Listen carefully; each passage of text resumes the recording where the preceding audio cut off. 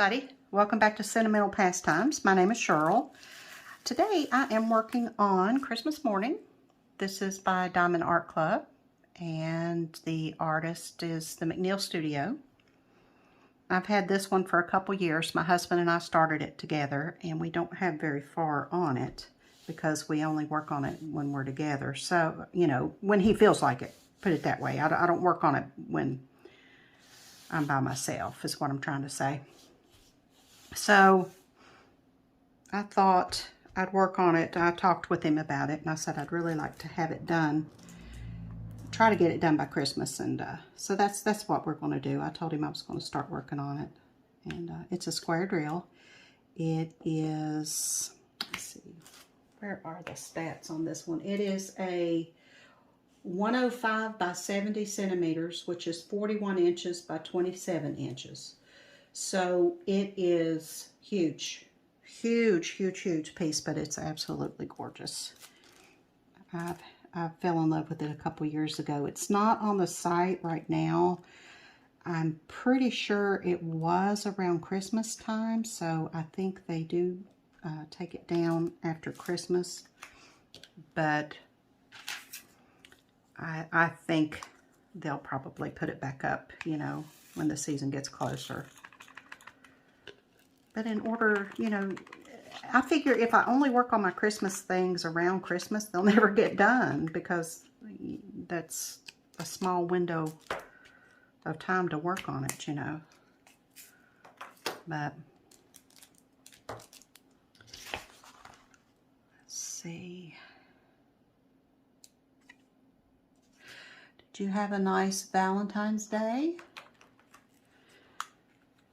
My husband and I don't celebrate Valentine's Day. We've been together for almost 8 years, and we decided pretty early on that we weren't going to celebrate it. First of all, it was a former anniversary of mine, and that's not that's not good. And second of all, you know, we made the commitment to each other to we show each other we love each other every day of the year. We don't just wait for one day to come around. And I know that's not what a lot of people do. I get that. You know, I'm just saying that's the way we see it.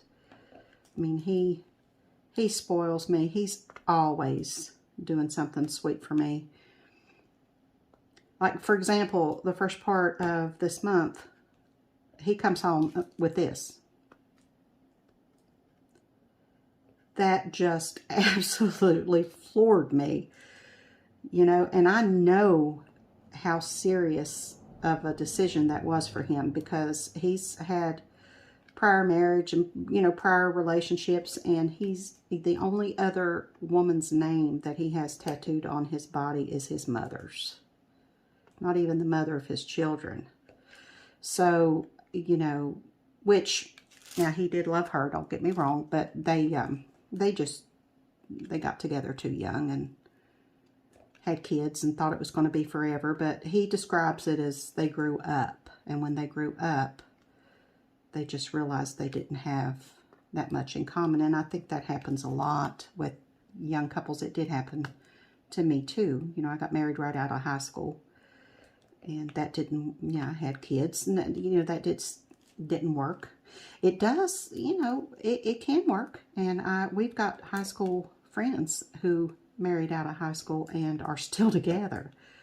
It's very rare, you know, but it happens. But we weren't part of that statistic. So, you know, for the time and to his ability, he did love her just like I, you know, loved my first husband. But you know, things change and time changes and people change. So, you know, but the fact that he got his other tattoos around that time when he was young and didn't make that decision back then, you know, just says a lot to me, you know. I just feel like that was a very strong commitment there to me and our marriage, and it really floored me. It did. It was unbelievably sweet. It's not completely straight across because he wanted the full name to show, and so it's at a slight angle. The guy who did it did a really good job. And he's got a band that goes around on the inside of his finger, and I don't have my ring on. My fingers swell so much from fluid. I can, some days I can wear it and sometimes I can't, but he's got a tattooed band that goes around the inside, and he's got to go back and get that touched up. But he said that hurt like the dickens, and I can imagine. I don't have any tattoos, but from what I hear, you know, it's pretty painful. And for it to be right on the bone like that with very thin skin on his finger, oh my goodness. Yeah, he said he kept asking the dude, "Are you done? We got the first letter. Are you done? Okay, we got the H." He said after he got my name on his finger and he started on the band, he got one little line of band around. He said, "Okay, that's enough. I'm done for now. Well, I'll come back." So, but it's pretty sweet. So that was my Valentine, you know. I told him, I said, "Don't you bring me no candy. I'm trying to be good. You know," I said, "Don't bring me no candy. No, don't really want any flowers. Don't want, you know, there's nothing I want. I mean, really, I have everything that I need and everything that I could ever want. So I'm a lucky girl." I hope you, if you celebrate the day that you felt that you were loved, that's what it's all about, right? Feeling like you're loved and taken care of and appreciated. And our anniversary's the 1st of May, so we do celebrate that pretty big. We usually go on a trip or some kind of adventure, and we'll hopefully do that this year. I remember Valentine's Day when I was growing up. I remember in elementary school, the teacher would take a regular cardboard box and she would cover it with red paper or something, pink paper or something, and put little Valentine cards all over it, glue them on there to decorate it, and crepe paper, and, you know, just, she made it look so pretty. It was just magical. I remember thinking it was just magical. And she would cut a slot in the box for us to put our Valentines in, and we would each, you know, our parents would buy us those little sets of Valentine cards, and Mom would fight with us to get us to do it. You know, the teacher would send home a list of everybody in the class, and we'd sit down, and, you know, we'd get bored so easy just signing our name over and over, you know, and I remember picking out Valentines based on who they were going to. Like if it was a boy, you know, like if I was in the 2nd grade and I had to send a Valentine to a boy, it was like, give me the ugliest one you got there, because I don't want him to think that I like him. So, and we'd all take them back to school after we got them ready, and we'd put them in that box. And then on Valentine's Day, or whatever day, if it was on a weekend, you know, whatever day was celebrated, we would, the homeroom mothers, which it was the mothers in the class who, you know, kind of took care of activities and stuff like that. They would bring cupcakes and candy and, you know, balloons and all kinds of just different party type things. And we'd have a party and sit at our desks and have our goodies, and then the teacher would open that box and she would have a few students come and help her pass out the Valentines. And you just, you know, everybody was required to give one to everybody. It wasn't, you know, that anybody got missed, because everybody got Valentine's. And we always had a brown, they gave us a brown paper bag, and they gave us stickers and markers and crayons and things like that to decorate our bags with. And we decorated our bags, and then when we got our Valentines handed out to us, we could open them then, or we could decide to take them home. It was up to us. And I always took mine home because I didn't want to be red-faced if I saw one that, you know, from a boy, ew, you know. so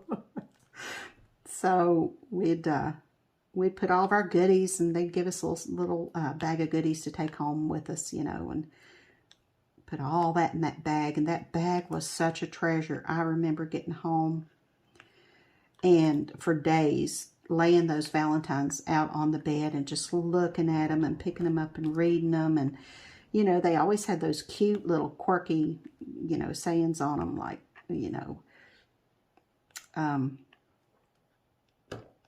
like if there was a fish on it, don't be fishy, Valentine. Don't be fishy, be my Valentine, you know, things like that.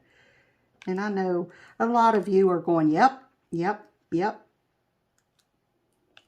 Oh, and remember the popcorn balls. We had one mother who always made popcorn balls, and she made them with the cinnamon candies, and those were always given to us at Valentine's Day.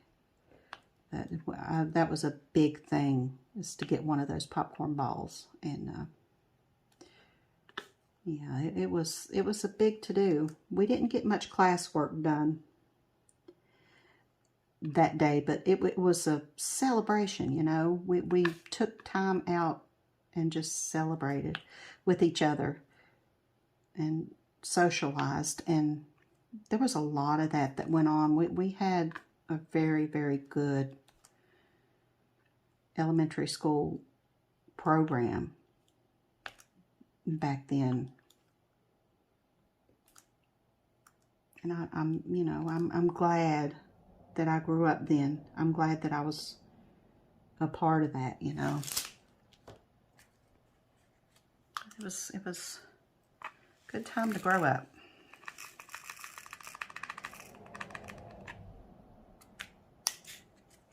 And then in junior high, things kind of changed. 12. Things kind of changed in junior high because, you know, you're too old to pass out those little Valentines. I still, you know, the girls still did. We still did. We gave those little cheesy Valentines to each other, you know, but we didn't dare give them to a boy unless we had a crush, you know, in junior high. That was just, you just didn't do it, you know. You didn't want to be thought of as a baby, you know. So instead, the homeroom mothers in junior high would bake cupcakes and decorate them with pink or red icing and put a helium balloon on them, and then you could buy them. You could order in advance a cupcake with the one helium balloon, and you could send it surreptitiously to somebody, you know, or you could sign it, you know, send it to somebody and sign it and say, this is from me, you know. And boyfriends and girlfriends always did that. They always sent one to each other. But they would interrupt the class on that day. They would interrupt the class. They would come in the lunchroom. They would go out on the playground. Just all day long, they were delivering those cupcakes. And I think they were like, you could get 2 for $1 or something. And, you know, it was always fun when that door opened on that day to that classroom, because you were like, oh, is it coming from, is it for me? Is it for me? You know, and when you got one, it was just the best thing. It was the best thing. But the homeroom mothers always made sure everybody got one. They would get them all throughout the day. Everybody would get one, but it would be at different times. So you didn't know when your cupcake was coming, you know. And then some girls, you know, would go home with 4 or 5 of them, because what they did, they would send cupcakes to themselves, and they would actually be for their mom, you know, or their dad, and they'd take them home, or their little brother or sister, you know, but they wouldn't let anybody see the card that was on it. They wouldn't let anybody see who it was from, and they made everybody think, ooh, it's a secret admirer, or ooh, such and such, you know, but never would fess up and say, yeah, I sent it to myself, you know. But I might have been guilty of that maybe once. So, but yeah, that was a lot of fun too. Just getting that cupcake delivered to you in the middle of class. You know, there's just nothing better. It's akin to getting flowers delivered at work. You know, the best thing. You know, because all of your classmates saw you receive it, and all, you know, just like your coworkers see you getting flowers, and like, ooh, you know. So yeah. So junior high was fun. And then high school, none of that happened, you know, because we were too old, and we would maybe buy a bag of candy or something for our friends, and, you know, just give them a bag of candy or a candy bar, or, you know, something mature. You know, we had to be mature in high school. We couldn't be babies. But it was not a big day unless you were a couple, you know, in high school. There were fellas who sent their girlfriends flowers in high school, but they would take them to the office, and then they would tell you you had flowers in the office, and you would have to go get them 7th period, the last period. You'd have to go get them right before you got on the bus, you know, so nobody saw you get them, you know, but you still got them, you know, that still made you happy, and you got to get on the bus with them, you know, and everybody's like, oh, she got flowers, you know. I remember. My first husband and I were high school sweethearts, and he was a football player. I was a majorette, and we kind of, by the time we got to be seniors, you know, everybody knew who we were, and I took flowers home quite a bit. And I remember getting those Valentines from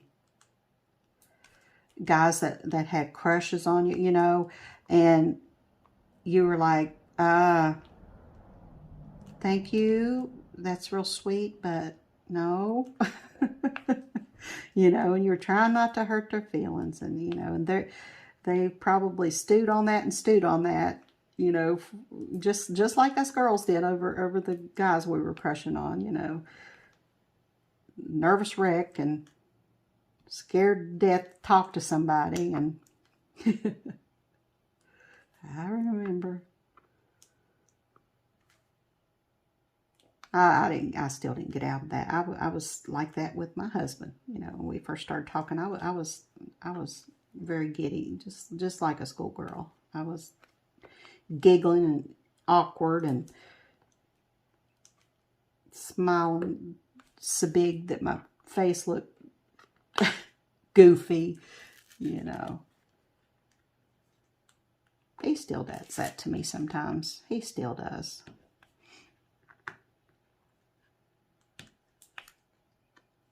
He had what I call his Chips sunglasses on yesterday. It was warm, and he was wearing them out there in the sun. And you know what I'm talking about, those Chips, you know, the show with Ponch and, what was his name? Ponch, and I remember Ponch because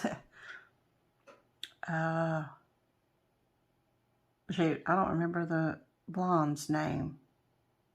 But those glasses, those reflective glasses that they wore, yeah, that's what you got them Chips sunglasses on, looking all sexy and stuff.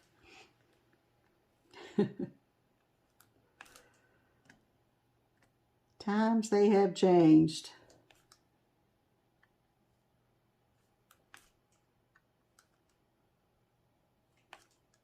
The thing with square drills is you can't really get them too straight until the ones next to them are put in. Then you can, they kind of take their place then. But until then, they just kind of sit there all wonky until somebody next door makes them straighten up. This straightener comes in handy with square drills, especially.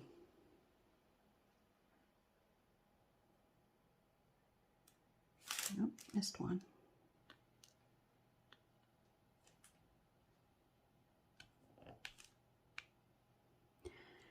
So yeah, I was just taking a break.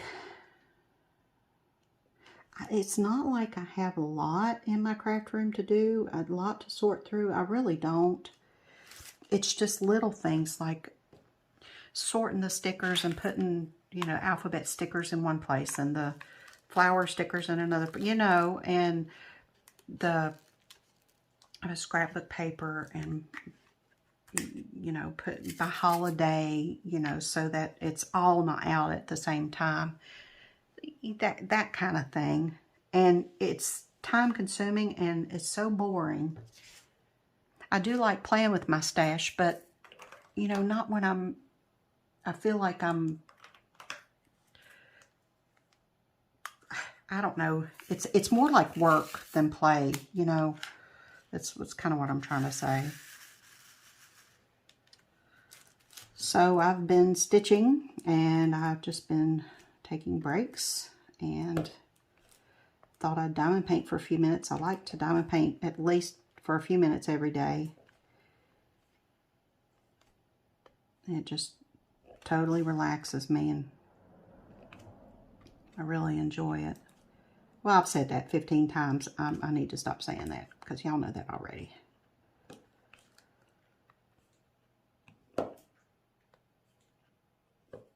But I cross stitch also. I have a channel for cross stitch. If you cross stitch and you'd like to subscribe, I'll link my channel below. It's Tranquil Stitches, and that's my first love, is cross stitch.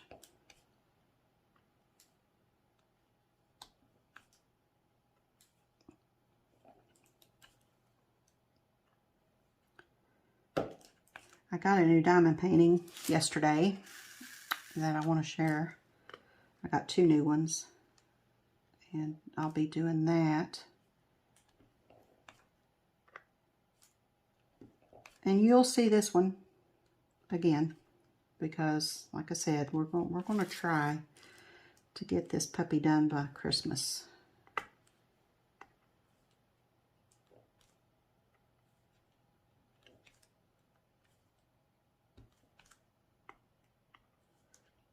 Be nice. It's an undertaking though, one drill at a time. I don't use a multiplacer. I just don't. I've tried them and I just have no control over those drills, and when you straighten them, it's just not the same as just placing them one at a time, at least for me. Now, I know multi-placing works for a lot of people.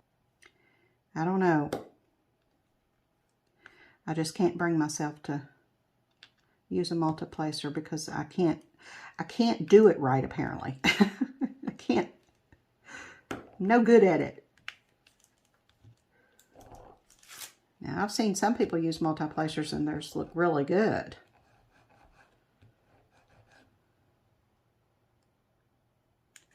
I know my friend Laura uses one and hers look just fine, but mine don't look like that. They're just all wonky and all over the place.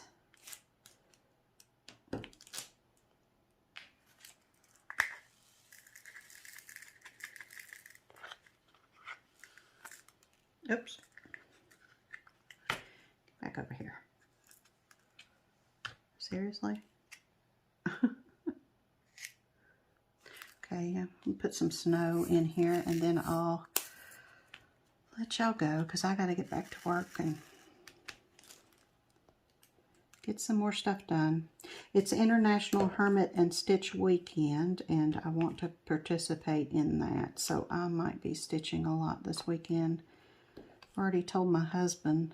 I was thinking about doing breakfast for dinner. I haven't had breakfast for dinner in a long time, and I really would like some bacon and eggs, and can't have any toast, but I can do some bacon and eggs now. And